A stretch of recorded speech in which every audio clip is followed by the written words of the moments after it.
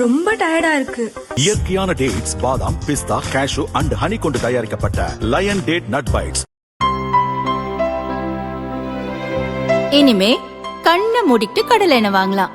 ஏன்னா மந்த்ரா கடலை எண்ணெய் இதயத்தின் தயாரிப்பு. வறுக்க, பொரிக்க, ஏன் எல்லா சமையலுக்கும் மந்த்ரா தான். மந்த்ரா கடலை எண்ணெய், அபார ருசி, ஆரோக்கியமான உடல் நலம். முதலமைச்சருக்கு அநேகமாக தமிழ்நாட்டில் என்ன நடைபெறுகிறதுன்னு தெரியாதுன்னு நினைக்கிறேன். இன்னைக்கே ஒரு சின்ன உதாரணம்,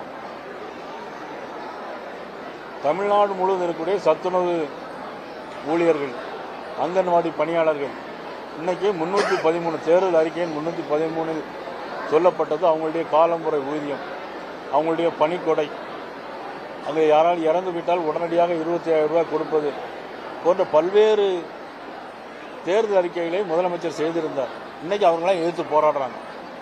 எதிர்த்து என்ன செய்யறாங்க? போராடுறாங்க. துப்புரவு தொழிலாளர்கள் ஒரு 2-3 மாதத்துக்கு முன்னால முதலமைச்சர் ஸ்டாலின் அவருடைய அரசாங்கத்தை எதிர்த்து போராடினாங்க. அதே மாதிரி அரசு ஊழியர்கள் தன்னுடைய பழைய ஓய்வூதிய திட்டத்தை அறிமுகம் செய்யணும்னு சொன்னாங்க. 5 வருஷமா இன்னும் செய்யல. அவங்களும் இன்னைக்கு என்ன பண்றாங்க? எதிர்த்து ஜாக்கிரதையா போராடுறாங்க. இதெல்லாம் இது மாதிரி 470 தேர்தல் அறிக்கைகள் அவர்கள் செய்யாம இருக்கிறாங்க. இதெல்லாம் போராட்டமா எதிர் மனநிலை இல்லையா? சரி, சொத்து வரி உயர்வு 300 மடங்கு அதிகம், மின்சார கட்டண உயர்வு 300 மடங்கு அதிகம். உங்க வீட்டிலே நீங்களே கட்டியிருப்பீங்க. உங்களுக்கே அந்த மனநிலை இருக்கு. ஆனா முதலமைச்சர் அந்த மனநிலை, உங்களுக்கு இருக்கக்கூடிய மனநிலை, எதிர்ப்பு மனநிலை அவர்களுக்கு தெரியல. இன்னொன்னு, குடும்ப ஆட்சி. முன்னாள் முதலமைச்சர் கலைஞர், இந்நாள் முதல்வர் நம்ம மதிப்புக்குரிய ஸ்டாலின் அவர்கள், அப்புறம் இருக்கக்கூடிய துணை முதலமைச்சரை அடுத்த தேர்தலில் முதலமைச்சராக்குங்கிற நோக்கம் தான் இருக்கிற தவிர தமிழ்நாட்டு மக்களுக்கு எதையும் செய்யணுங்கிற எண்ணமோ உணர்வோ சிந்தனையோ நம்மளுடைய முதலமைச்சருக்கு இல்லை. ஆனால் இன்னொரு மக்கள் போராடாமல் இருக்காங்க.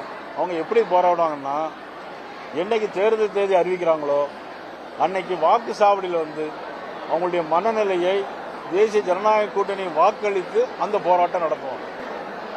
முதலமைச்சர் அண்ணன் இபிஎஸ் முதலமைச்சராக இருக்கும்போது பியூஷ் கோயல் தமிழ்நாட்டுக்கு இன்சார்ஜ் கிடையாது. 11 மருத்துவக் கல்லூரி கொண்டு வந்தாங்க. எத்தனை திருப்பி சொல்லுங்க? 11 மருத்துவக் கல்லூரி கொண்டு வந்தாங்க. பியூஷ் கோயல்கிட்ட கேட்டுட்டு அவர் கொண்டு வரல.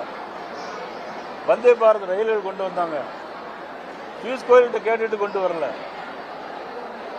5 வருஷம் முதலமைச்சரா இருந்தாங்க. பியூஷ் கோயல்கிட்ட கேட்டுட்டு முதலமைச்சரா இல்ல. ஏன் இந்த மாதிரி பத்திரிகையில கேள்வி கேட்கறீங்க அப்படிங்கிறது எனக்கும் புரியல. ஒரு அருமையான ஆட்சியை தந்தார். அதனாலதான் தொடர்ந்து அவர் வரணும்னு பாரதிய ஜனதா கட்சி விரும்புகிறது. 2 மாதங்கள் தான் இருக்குது. ஆமா. பாஜக சார்பில் தொகுதி பங்கீடு எப்ப ஆரம்பிப்பீங்க? எந்தெந்த தொகுதி யார் யார் நிக்க போற அறிவிப்பு எவ்வளவு சீக்கிரம் எதிர்பார்க்கலாம்? இன்னும் 2 மாசம் இருக்கு. இன்னும் 1 மாசத்துல எல்லாம் பேச்சுவார்த்தையில் ஆரம்பிச்சிடும். இன்னும் 1 மாசத்துல ஆரம்பிச்சிடும்.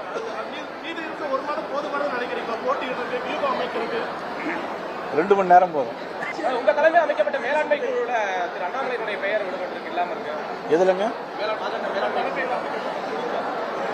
மேலாண்மை. அதாவது மாநில தலைவரும் முன்னாள் மாநில தலைவரும் அதுல ஏற்கனவே இருப்பாங்க.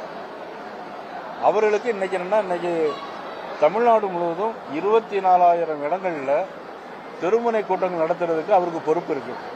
நேற்று மாலையில் 7:50 வீடியோ கான்பரன்ஸில் 24,000 சக்தி கேந்திர பொறுப்பாளர்கள்ட்ட அவர் பேசி அந்த கூட்டத்தை நடத்துவதற்கான பொறுப்பு அவருடைய இருக்கு. நீதிமன்றங்கள் வழிகாட்டுதன்படி இந்த அரசு நடக்கும். நீங்க சொன்ன நீதிமன்றத்தின் வழிகாட்டுதல்படி இது பண்ணி எல்லாத்தையும் தடை பண்றான்னு சொல்றீங்க. இன்னைக்கு பாரதிதாசன் பல்கலைக்கழகத்தில் இன்னைக்கு நீதிமன்றம் தீர்ப்பு வழங்கியிருக்கு. யாரெல்லாம் நிலம் கொடுத்தார்களோ, பாரதியார் பல்கலைக்கழகத்தில் இன்னைக்கு நீதிமன்றம் தீர்ப்பு வழங்கி அந்த அரசாங்கம் செய்ய போதா? செய்ய. திருப்பரங்குன்றத்தில் தீபம் ஏற்றணும் நீதிமன்ற தீர்ப்பை திமுக இன்னைக்கு வழிகாட்டுதல் நடந்திருக்கிறா? இல்லை. ஆனால் இதை மட்டுக்கும் அதை கடைபிடிக்கிறாங்கன்னா எதிர்கட்சிகளுடைய குரல் வழியை திமுக மதிப்புக்குரிய ஸ்டாலினுடைய அரசு குரல் வழியை நெருக்குதுன்றது சொல்லுங்க.